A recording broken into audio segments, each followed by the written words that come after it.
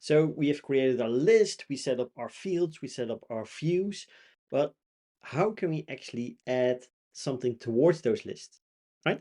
So there are a few ways. The first one is to go through live chat. When chatting with a user, then it is possible to create an entry towards any of the lists that you set up. So if we are going to take a look at live chat, then we can also go towards tickets here directly, and we can also manage tickets here. As you can see, we can also add items. We can export the list as well, and we can also reload manually to see if anything new is being added, right? So that is something that can be set up. However, you can also go towards a live chat, and from live chat, you will be able to go towards the top right corner and have this icon, which is basically a little bit of a form icon. And as you can see, when hovering over it, you will have tickets. From here, you can see all the available tickets that have been created for this specific bot user. And in this case, we don't have any data, but we can always create a new ticket. So if we say new ticket, you will see all of our input fields, right? So we have the issue, description, assignee.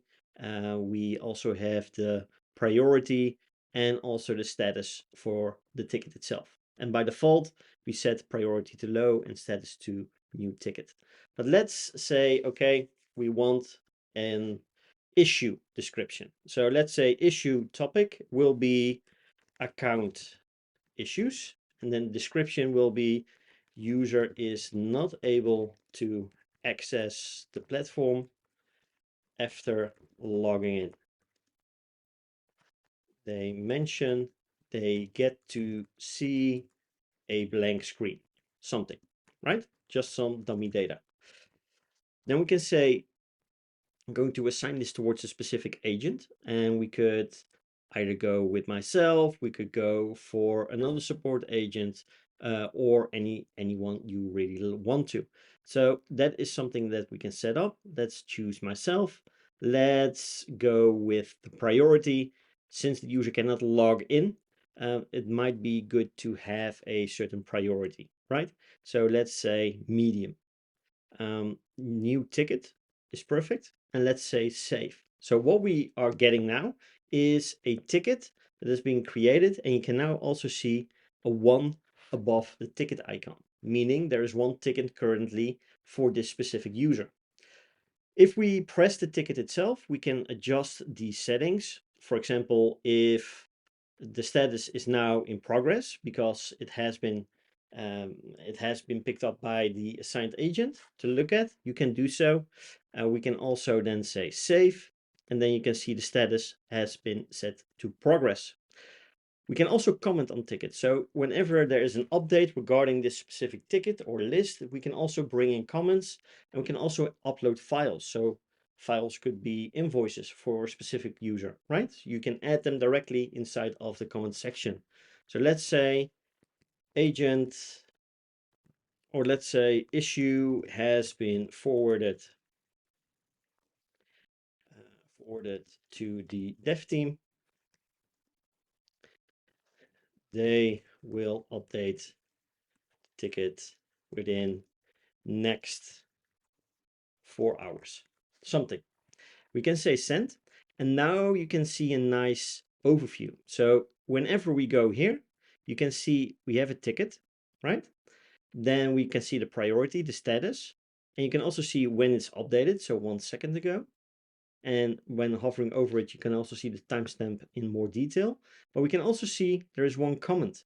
So once pressing this, you can see, okay, there's a new comment. Let's take a look. What is the update on this specific issue? Because you can collaborate on tickets as well, of course. And then you can add more comments as you update the progression. So let's say dev team reported the issue resolved. The user is advised to, is advised to clear cache and try again. So let's say send. And if you take a look now, you will also see, okay, there are now 2 comments. So let's see what else is being done, right? So that is a great way to basically create a new ticket for users. And also, this avoids needing to search through the conversation chat history for any issues that have been reported. You can now have them nicely matched up inside of this ticket overview, which is a fantastic solution to keep things well managed. So if we go back towards tickets now, on the live chat section, you can also go directly towards tickets, and you can see the ticket has been added towards this overview now. So that is a fantastic way. We could also say, what is the ticket status, right? So there are no new tickets. One ticket is in progress, and currently it's been set to in progress still. We can still press it. Can also say we can update the ticket from here. So let's say status is now resolved. Let's say press save, and you can see it automatically being sent towards the next column, which is resolved.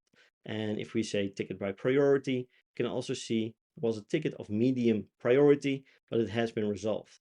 And if we go towards the view section on the tickets themselves, so if we go back towards the dashboard, and let me get myself out of the way, scroll towards tickets views, we can also say, okay, we are going with the ticket status, but now we want to show a chart, right? And if we take a look at the chart, and if we go with today, you will then see a nice progression. So as you can see, green is the resolved status, and now you have some nice details as well. So this is how you can use tickets inside of live chat.